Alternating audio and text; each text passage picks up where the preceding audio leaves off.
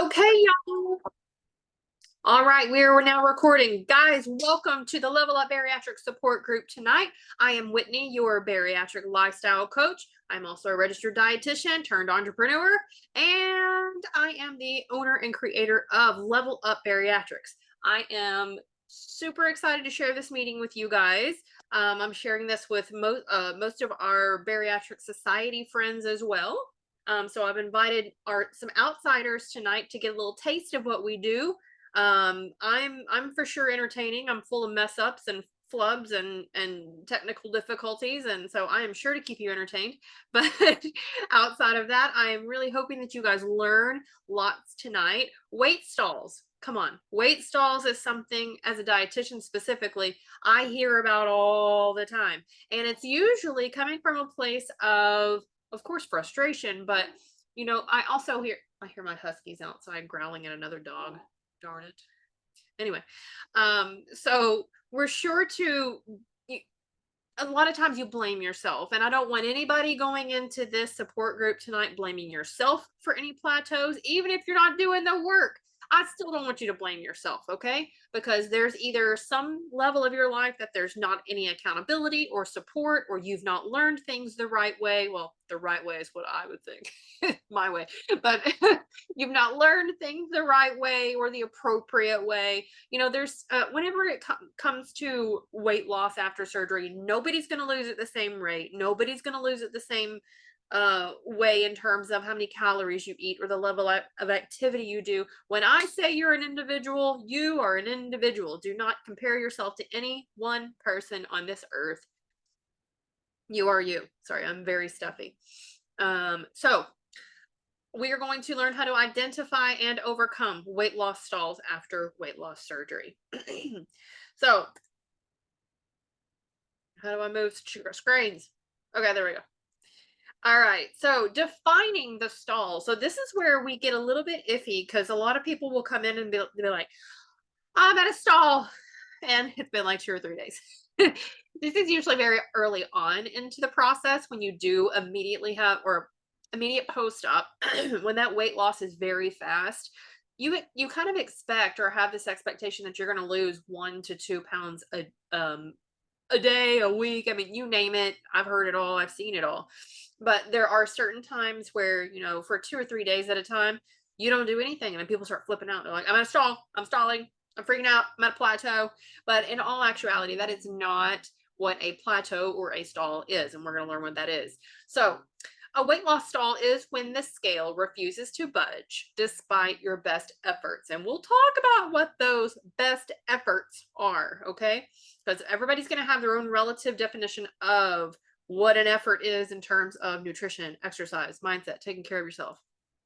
So this is when a weight loss stall happens, it is when there is no weight loss according to the scale, but furthermore, no inches lost according to the tape measure, no loss in body fat percentage according to your smart scale or bioimpedance machines or in-body scan. Those are the types of things that are going to tell you what your body fat percentage is, and as well as your lean mass gain. So also, lastly, no movement in lean mass gain. And the reason I put all these on here is because I do not want you guys thinking that the scale, your antiquated scale, I call it antiquated because it only tells you one number, and that's the amount of mass that's weighing down with gravity, from gravity, for gravity, with gravity, due to gravity. It's the end of the day, guys. But that's the only number you're seeing there. You have literally no clue what's going on inside of you that is making that number what it is, okay? So we'll talk about what all kinds of things can be going on, but this is what defines a weight loss stall. Well, furthermore, also, when is it really a stall? So some say it is 3 or more weeks, and I've teeter between 2 to 3 weeks. It really just depends on the person, and we won't go any further with that explanation. Let's just say on average 3 weeks with no weight change. So that would be at the time where, if you're not going anywhere after 3 weeks, then definitely reach out to, a bariatric dietitian or a bariatric dietitian, hopefully someone who has a little bit of a training experience too. But stalls and plateaus can occur post-weight loss surgery due to a variety of factors like rate of weight loss, diet, metabolism changes, and even stress. And guys, I know I said this is a Q&A. It really is a Q&A, but I didn't want to have all you guys answer or ask all these questions when I had all these answers right here. But, you know, I know you're going to want to have your own questions that we will answer individually, you know, related to you, I'm sure, as an individual. So I promise you're going to have time for questions. This isn't going to last very long, these slides, unless I just decide to talk much longer. But anywho, stalls and plateaus, they can occur a variety of reasons. So let's start with rate of weight loss. What I mean by that is when you are within your first, let's just say 6 months, because that's the period of your most rapid weight loss after surgery. When you're within those first 6 months, you could have a couple of stalls or plateaus, honestly. I mean, there's a famous three-week stall. And what you have to imagine, though, is that initial loss, a lot of that weight is water loss, but nonetheless, your body's recognizing it as a loss, and it just all of a sudden one day is like, whoa, I need a break. I need a breather. I need to understand and figure out what's going on here. But even more so, your body's smart. It's going to continue to be smart. It is your body. Its job is to keep you alive. So don't try to outsmart your body. So what you're wanting, I gotta shut this blind. I'm so ADD that my neighbor, I'm watching him do things to his RV. It's majorly distracting me. I'm like, is he watching me?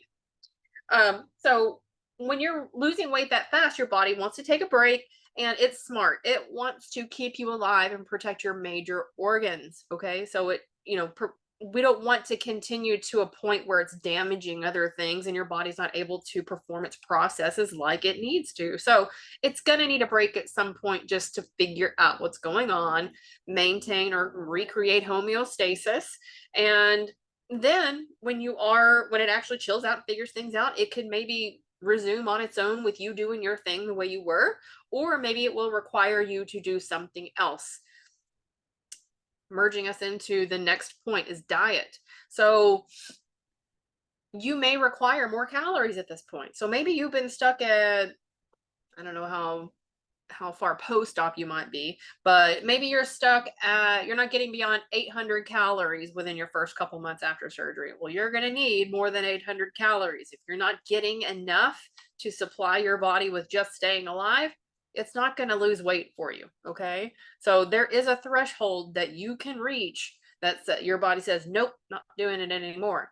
And we don't want to stay there for very long, because you have to kind of think of the internal damage or the metabolism effects that this may have on your weight loss in the future. So when we say, or when I'm telling you, get this amount of calories, you have to get out of that calorie mindset where you're like, oh, I'm eating too many calories. Well, you're not going to eat too many calories after surgery. It's going to really take a lot of poor behavioral issues and stuffing yourself silly and really poor choices. Well, that goes back to the first point. It takes work to overeat after surgery. Sorry if you guys just saw that spit head toward you, but it takes work to overeat after surgery. And very few people can stretch out the stomach. That's not even true to begin with, but very few people can screw this up. So I want you to go ahead and think to yourself, if I need more calories, I'm okay with having more calories. And maybe you need to meet with your therapist or behaviorist or whoever you're meeting with to be okay with doing that, because that can be triggering, and I understand that. But through knowing and understanding the reason why behind things, that can really help you to understand how to do this the right way and how to be okay with making these changes and inviting more calories into your life to support weight loss. I know it sounds backwards. So metabolism changes. So, I mean, same thing. This is kind of tying into what I was just talking about. Your metabolism can be going like until you get to a point where you're maintaining. Okay. The point is, we do want to protect your metabolism. We do want to feed it enough so we're burning fat, or feed your body enough so we're burning fat. We do want to work our muscles so that we are increasing our metabolism. So we'll learn about all of this, but just to explain, there are many different factors that affect whether you're having a stall or not. Well, let me just point out other major factors, and I don't know if it's on the, no. I did have a little quiz I wanted you guys to take at the end of this, but I didn't get it together in time. It was very last minute. I was like, "Ooh, this is a good idea," and then I didn't get it done. But even stress. So if you're not putting yourself first and taking care of your stress drives cortisol up the roof. That screws up your metabolism. It holds on to fat. It wants you to hold on to fat or gain weight. It wants you to eat sugary foods just to appease that stress. So keeping that stress level down is extremely important as well. So other factors like not exercising, we'll get into this in just a little bit, or not doing enough exercise. So a lot of people tell me, exercise all the time, but really they're just like walking a day for 30 minutes or something. So I really have to dig into people's individual situation to understand specifically what it is that's going on. Did I skip a page? No. Okay. Identifying you're in a stall. So red flags on your weight loss journey. How to spot a stall. Your body is an enigma. That means, if you don't know what the word enigma is, I had to look it up after a Lady Gaga song. But it means it's confusing, and there's some things we can't explain. It's mysterious. But the numbers often tell the tale. So pay attention to the numbers. Although I don't want you looking at the scale or the weight on the scale or the old scale, it really does help you to know like nothing's moving and it's been a while. But I do want you to look into those other things as well. Regular weigh-ins are key. Use a spreadsheet or weight tracking app to see your trends over time, and do not obsess. So using a spreadsheet or a weight tracking app, whenever you're doing this, I want you to have a reason for doing it. I don't want you to do it just to do it and just because you think you have to do it. The reason for doing it would be to know and understand, like, is this truly a plateau? Is this truly a stall? And we defined a stall as being about 3 weeks or more of not moving.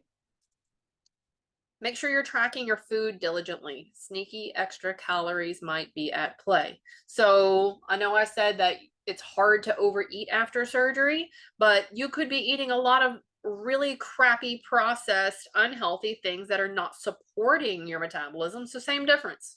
It could equate to you eating a bucket full of garbage, in relation to your calories that you're having. So you may be having the perfect amount of calories for your body or your activity level, but maybe they're really poor quality calories that's affecting all your other everything going on inside you that allows you to lose weight. I try not to be too scientific.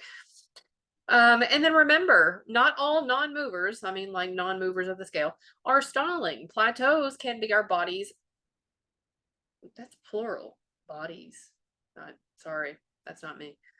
Taking a breather on the weight loss marathon. So we already talked about that. If you're losing way too quickly, your body's going to have to say, whoa, Nelly, I need a break for a moment. Let's figure this out. And we will resume when we figure it out. So you have to be patient during that time. Getting unstuck. Strategies for pushing past your plateau. So go back to square one.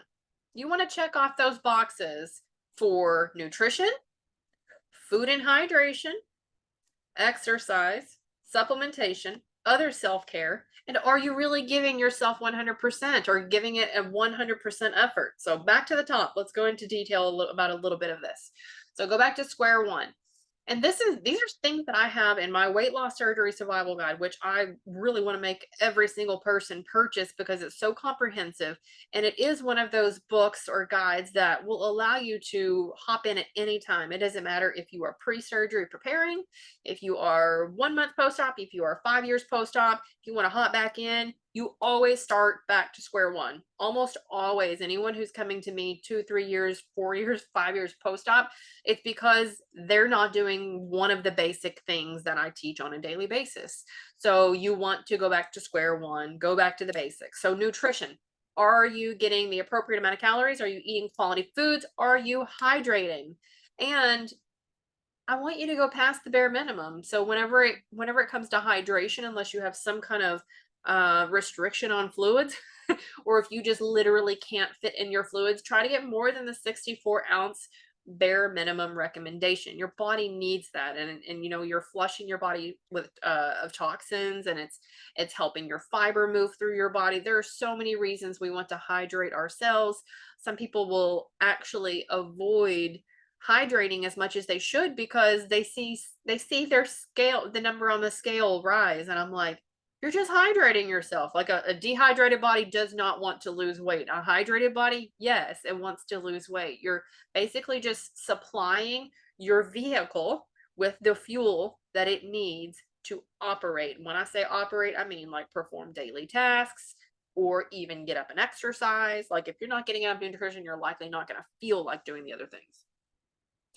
Exercise. So let's talk about that for a second. Do I go into detail with this at all? No. Okay. So exercise. When I say exercise, I mean following the general recommendations at least. And that means, and these are in the Weight Loss Surgery Survival Guide, along with templates and worksheets that you can use to organize your day and fit it into your daily planner, and how to incorporate it into your nighttime routine, your morning routine, like when you're reviewing your next day. Like you have to support exercise. You got to move that body. So there are so many different examples of things that we can do to move our body. I've not quite figured out how to move my body in this RV yet, but we're going to build an outside space, and that's where I'm going to be doing everything. But anywho, exercise. So you should be at least doing strength training exercises 2 to 3 days a week and 150 minutes of cardiovascular exercise. Oh my gosh, am I going dead? Hold on. No, I'm not. Hold on. Hold on. Hold on. Hold on. Hold on. Oh yeah. Saved by the plug. I told you, this is typical me, guys. Okay, so go back to square one. Exercise 2 to 3 days of strength training per week, 150 minutes of cardiovascular exercise. You can combine all of this. It doesn't have to be this and then this. There are tons of exercises that are going to get your heart rate up, going to work those muscles to the extent where you're building muscle. Now, when I say work muscle or when I say strength training, I mean doing repetitions of 10 to 12 till you can't complete another one. So I don't mean just lackadaisically, I'm just moving my arms, I'm working out. Like if you're not feeling muscle fatigue by the 30th repetition, you better kick it up a notch because you're not going very far fast. You're not going very far very fast. So if you have no clue what you're doing with exercise, I beg of you, go to a gym, meet with a trainer one-on-one virtually so they can educate you. Buy my Weight Loss Surgery Survival Guide to get your basics. Get onto YouTube, get onto Prime, get in that search bar. Beginner exercises for seniors, beginner exercises for obesity, beginner exercises for cardiovascular disease. I mean, you whatever you're thinking, type it in the search bar, see what that populates. And so that's a good place to start, just to step your foot in the door somewhere, whether that's in your living room and searching things on TV, whether that's in the gym, whether that's the YMCA to a group fitness class. I don't care. Talk to a professional so you can learn a little bit about exercise. I find if you know the reason why you need to exercise, especially as it relates to your weight loss success, you better know if you know the reason why you're going to do it more, right? We're all like children. If you tell me, hey, you should exercise because if you don't, you're going to die 5 years earlier, I'm probably not going to care enough. Like that's too far away. I mean, if I know what I'm going to die, that's too far away for me to worry about. That's like not tangible, But if you tell me if you don't do strength training 2 to 3 days a week and work your muscles in this fashion, you're going to take 6 years to get to 100-pound weight loss goal. You better believe I'm going to get up and start doing some kind of routine. I don't want to work on that for 6 years. Like you really need to hop on the horse and get this done within the first 6 months to a year. Optimally, you should start before surgery for exercise, but after surgery, as soon as you are cleared to move your body and lift weights, do it. Learn how to do it well so that you can do it safely, comfortably. You can start to build those building blocks so you become more strong, motivated, confident, and you're off to the races from there. We'll talk more about that at some other point. We'll probably do a whole support group on exercise. And then supplementation. Are you taking your multivitamins consistently? I know we sound like parents like, nah, it's but you really do need to take those supplementations. You have enzymes and catalysts that really help your body to optimize weight loss because you have things within balance in your body. So you really do need to prioritize supplementation, do it consistently. If you are on some type of a regimen that is just not realistic for you, talk to your provider, talk to your dietitian. I promise you, I would find something in 2 seconds that you can do that is going to be manageable and consistent. So just because your office recommended this plus this does not mean it is right for you. Okay. So we have different taste buds, we have different gag reflexes, we have different lifestyles. Maybe you need your supplement or your multivitamin in your water every day. Maybe you have a mix pack, or maybe you have to do a berry melts chewable or something that melts on your tongue. I think it's chewable, it's melt. Maybe you need a capsule because that's the best way for you to, there are so many options after surgery. You just need to find something that works for you so you can do it consistently. And then other self-care. Just because I have this in a category that says other self-care, this is quite likely the most important part. Stress management is huge. We all know we live in America. We are in sedentary jobs most of the time. We work our little tail ends off. And by the time we are done with sitting all day, we have looked at a computer screen or a phone all darn day, and we're exhausted. We're exhausted. We're stressed out. We don't know what to do. All we want to do is go home, lay down, do nothing. So you really have to start to think about what routines and self-prioritization tactics you're going to take and apply in your own life. Okay? And if you don't do this type of stuff, you just fly by the seat of your pants, you eat whatever you want to eat whenever you want to eat it, or not, skip meals. You exercise whenever you feel like it. You take your supplements whenever you remember it. You might do a yoga class once every 2 weeks or something. Like, that is not the bariatric lifestyle. That's not a healthy lifestyle in general at all. So, and I'm not here to shame or blame, but I'm painting a picture of what it takes to have a level 10 commitment for yourself after surgery. And if you're not willing to put it in, you're going to get the results you put in. Just quite literally, you get the results that you put in. You are what you eat. You are what you listen to. You are what you watch. The things that you feed your brain and your body on a daily basis, that is what you become. That is what you are becoming. So I'm so passionate about this right now. It's not even funny. And I'm super hyper because I'm excited for you guys. But when I say you are what you eat and what you do, like, I get chills because I've made an effort to completely transform my life, and I know you are too. And mentally, we can be on the same journey. Have I had weight loss surgery? No, I haven't. But at the end of the day, I don't care. I'm on a transformational journey that I will open up about at some point.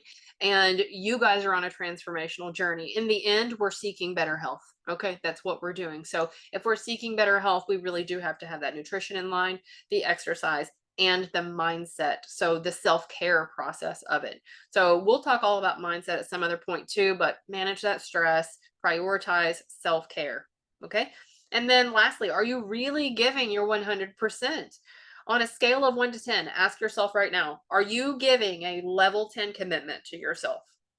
If you're at a 5, wonderful, you're halfway there.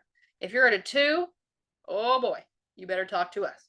If you're at an 8, hell yeah, you're getting there. So you really need to assess where you currently are on this scale. If you want to push past this plateau, or if you want to learn how to deal with this plateau when it comes to you, because everybody's going to deal with a plateau at some point. You have to dig yourself out of the mental state that you're in, quit blaming yourself, accept the past, accept the future, move on, use your tools. So I think this is the last page. Yeah. So what does this say? My screen's in the way. Finding patience and persistence, coping with the lull. Remember, guys, this is a journey. It's not a race. Celebrate non-scale victories in the meantime. What are these non-scale victories? You are fitting into non-plus size clothing. You are sitting in seats you never thought you would fit in. You are walking the dogs 3 laps rather than half of a lap. You are up to X amount of minute mile. walking on the treadmill. I don't know. You are climbing 3 flights of steps when you could not do any. You like really think about these things and motivate yourself, because you are not where you once were. So really take some time and reflect on that. Stay consistent with your routine. So if you have no routine, you better get one, but stay consistent with it. We teach consistency in our program. So you sign up with Level Up and you do one-on-one coaching, you're going to learn how to lose old habits, how to be consistent with routines, and we show you how to adopt a routine. And I want to see your routine. I want to see what's working, what's not working. So staying consistent with your routine is the most important part. Success often comes from sticking with it when results are less forthcoming. Success often comes from sticking with it when results are less forthcoming. Speak with your support group. So you're in a support group right now. You guys, if you would like to join our future support groups, I'm probably going to ask you to join our Level Up support or Level Up membership. We'll talk about the Level Up crew in just a minute after your questions. I want to get to your questions first. But sharing experiences can be very cathartic and provide new ideas. I can't say enough about going to support group meetings. You hear other things that people are going through, even if you're doing incredible. I mean, going to support group meetings can still be very uplifting for your spirit. And, you know, just sharing that positivity and that energy that you have with other people who might not be in that same place, it is so giving of you. It really is. But if you are one of those who are struggling, get in the support groups. There are people there to help you. Of course, your leaders like myself. And then, you know, the people who are doing a little bit, they're on, I don't want to say a little bit better, but yeah, I guess at the end of the day, they're doing a little bit better. But you know, everybody's going to succeed at different levels, and everybody's capable of different things. So you can really get some great inspiration when you gather with other people, other like-minded people. Be kind to yourself. Stress can be a weight loss roadblock. It really is. It really can be. I've talked to way too many, I say women, but men, you know, tend to work a lot too. So do women. I mean, we're pretty much equal in that aspect these days. But I see the more people work, the more hours you put into your work week and your day, the less self-care. I mean, it's obvious, the less self-care time you have, unless you're just not sleeping at all. Okay, which sleep is a self-care point. Make a plan. Oh, wait, did I say that? Yes. Make a plan. Talk to your coach, dietitian, work in a program for guidance, or use your resources. So I do have resources I'm going to show you, but let me get to your questions first. How many people do we have? Do we still just have one person? Oh my God. I'm thinking, did I share the link? So this is typical, but that's okay. Crystal, unmute yourself. You got any questions? Yeah, I do have a question. So I am about 6 years post-op from the sleeve, and I did wonderful. Lost 140 pounds, started exercising, ran a marathon, did a bodybuilding competition, all the things. And then about 2.5 years ago, I moved across the country for work, dove right into work, and here I am 2.5 years later with about 30 pounds of regain. What do you, I mean, I've hearing you say go back to the basics, and I think that's really important. But how do you get out of that negative mindset that you did the work, you got there, and now you're starting to go backwards and you don't want to unravel more? I think first of all, you need to accept the fact that you're a human. So I'm going to compare this to, I hate doing this on live, and I hate, not live, but I'm going to compare this to my journey and, you know, maybe a weight loss surgery journey of someone's.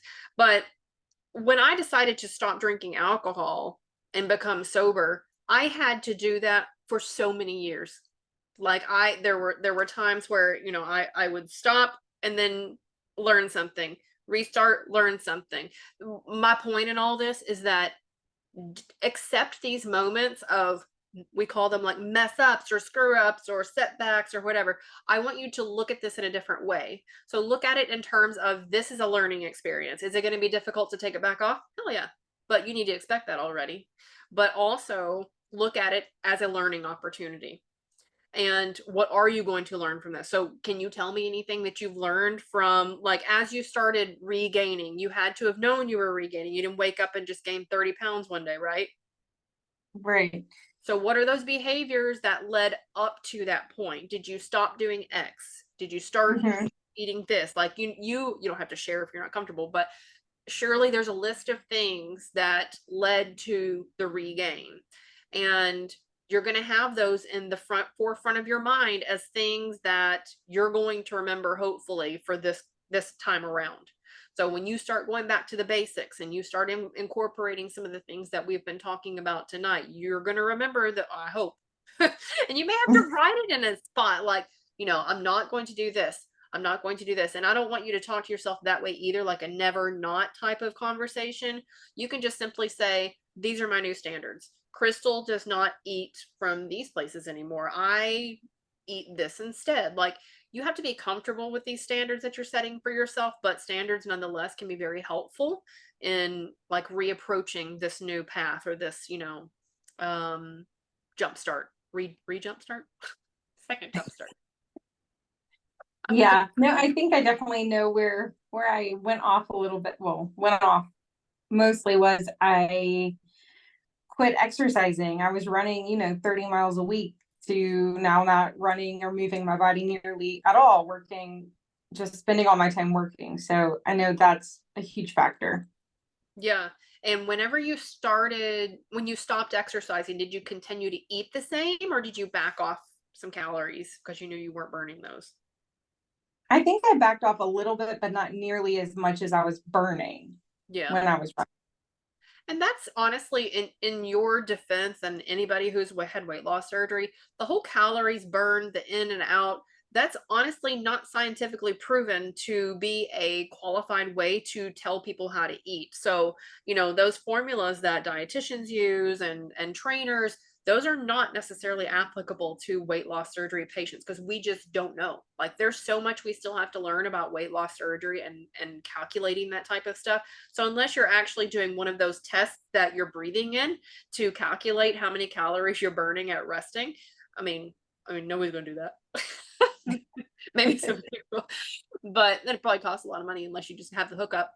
But yeah, I mean, in your defense, it's hard to gauge how much you should taper off or add as soon as you stop exercising or start exercising. It really is a trial and error and a time consuming process to learn your body and what you need.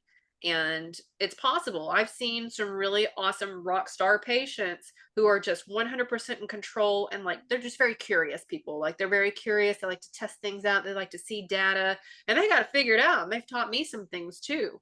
But yeah, you may just have to really like do a deep dive, see what you're capable of in terms of, getting back into tracking and how consistent you can be with that.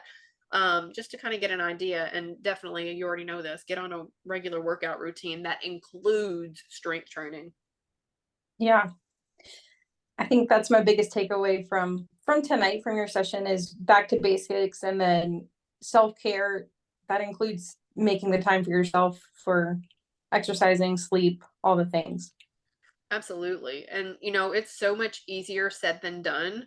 A lot of the stuff that I have put in my weight loss surgery survival guide have come from the pain points, either from myself going through a transformation or from previous patients. So for 4 years, I listened to people and I knew and understood what they were going through and what they needed to kind of set up their day, their week, their life in general.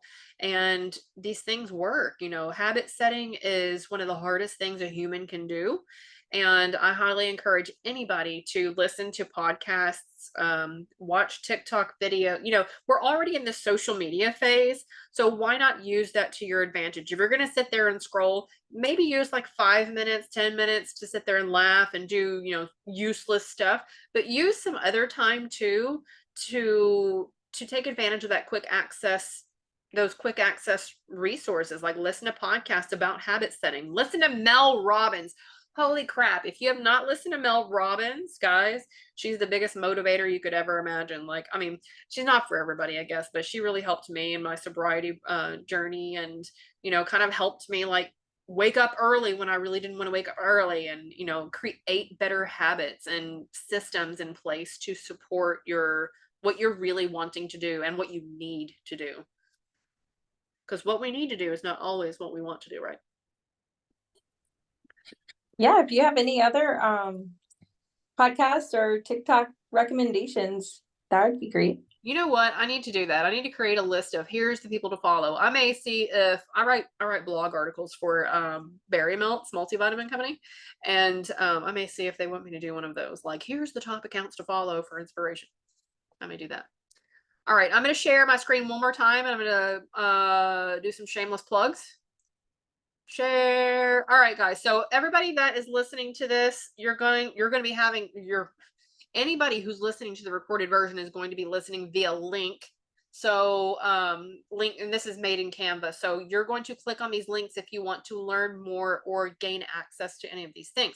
So other resources that we have for Level Up. So just to kind of introduce, if you don't know us already, Crystal, or anybody who's listening to us, we are a hub of bariatric resources. Okay.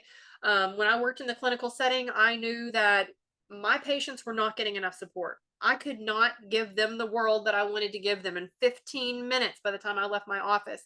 And that's just the nature of the beast of the clinical setting. So if you want to get beyond that clinical setting, if you want to dig deep, if you want to really transform your life, check out our resources. This is what we are all about. We're all about setting up habits, how to sustain them long term, setting up systems in your life. I am a dietitian. I am a trainer as well. I don't train anybody anymore, but I continue to make recommendations. And of course, through my whole transformation process and experience with bariatric patients, I have got lots of mindset tips, worksheets, templates, things to really get this in order. So everything else can be in order. Okay. Your entire life, body, mind, spirit, everything. So you've got the Level Up Bariatrics Weight Loss Surgery Survival Guide. I highly recommend you guys click on this and get it. If you need something to hold and look at and to refer to, you've got charts, reference lists, worksheets, guides, templates, basics, like going back to the basics, learning your diet education. Just getting this for that alone, it's phenomenal. Okay. It is bare bones education. Like, I try to make it as simple and as, I hate to say the word elementary, that sounds condescending, but elementary as possible. So get the guide, guys. It's $35. It's my passion baby. Okay. It's my passion project. It took me about 4 years to write it. So that's why you're paying for it. So we also have the Level Up Bariatrics podcast. You've got me, my co-host Gianna. She's also one of our peer coaches. So hop on there and listen to what we've got. We've got all kinds of professionals, influencers, just me and Gianna. Like we talk a lot about interesting things that you're not going to hear about in the clinical setting necessarily. So if you've got secret things that you're worried about or concerned about or going through, it's quite likely we have talked about it on there, or we will. Okay, check out our resources and services. Oh, join the Level Up Crew membership today. So you can click on this underlined portion for the link. This membership is going to give you things like you're hearing tonight. So you've got live support groups, recorded workshops, master classes, recipe bundles sent to you every month, challenges that are related to nutrition, mindset, or exercise every month. And what else? Geez, oh geez. Master classes, workshops, recipe bundles. Ooh, got my list right in front of me. Challenges. Oh, community. That's the most important part. So we have a private support group on Facebook. It is not crazy crowded by any means. It's very small and intimate. So if you're looking for a place that you can be open, honest, intimate, you're not gonna get a million responses or negative anything ever. Join our community. Like this is a very low cost membership for what we offer, like the amount of support that we offer. We keep our coaches involved. We have one-on-one coaching. So this is our next thing. So we do have bariatric lifestyle coaching. I put that in a nutshell. So this is individualized post-op programming. So if you feel that you could use one-on-one support, that is tons of people. If you want to kind of go back to the basics and learn with your coaches and your professionals, let's do it. So we offer a bariatric lifestyle coach. That's myself. You talk to them once a month. Peer coach, you talk to them twice a month, so bi-weekly. And you also get a mindset coach. Your mindset coaches are licensed professionals. They are licensed bariatric therapists. Okay, your peer coaches, they've been through surgery, they're ACE certified, or they have health coaching certification, so they are very well versed in nutrition, exercise, and mindset as well. You also get your weight loss surgery survival guide, so that's a $35 value, and then your membership offers, which is a $49 a month value. So you're getting all of this value with your one-on-one coaching. And your 3 coaches that we're giving there, just to give you a background, these are the coaches that my people needed in the office, in the clinical setting, before surgery and after surgery. There's a reason I have set this program up the way it is. Program. I sound like my country parents. Program. There's a reason I have set this program up the way it is. And it's because it works, guys. Like, you're getting the level of support that you need from the people you need to get it from. Okay. And you get all those other things to keep you engaged, motivated, supported, you name it, guys. So click on the links to learn more. If you click on this link, you're going to be led to a work with us page. You'll just fill out a short form about you, and we will set up a discovery call to talk about what you might need and learn more about our coaching program. All right, Crystal, I'm going to sign off. You got any more questions? I don't. Thank you so much. This was great. Good. I hope I entertained you. You did. All right. Thank you so much. I look forward to hearing from you more, Crystal. Let me know if you need anything at all. Sounds good. Thank you. All Bye. right. You're welcome. Bye-bye. Bye, guys. Love you all. See you next time. Oh, if you're not following us already, Level Up Bariatrics on Instagram. That's where we're posting our events. We're going live to announce things. We are posting motivational and inspirational things. Reels. We have our peer coaches that are involved on our page, links to sign up for workshops. I mean, you name it, everything that we have going on, you're going to find most of it on there. Of course, our private support group is on Facebook, and anytime you join our program, you will get a private link or an invitation to join that group. So signing off. Thanks, guys. Bye.